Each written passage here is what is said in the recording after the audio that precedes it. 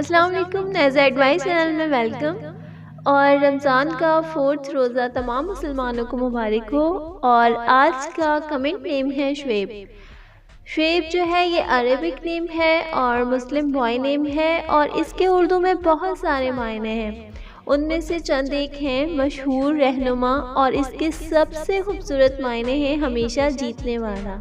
यानी कि शुएब नेम है और इसके मायने हैं हमेशा जीतने वाला। सो मिलते हैं नेक्स्ट वीडियो में। अपने या किसी भी नेम की मीनिंग जानने के लिए कमेंट्स कर दें और सपोर्ट करने का शुक्रिया। Thanks for watching. अल्लाह हाफिज़।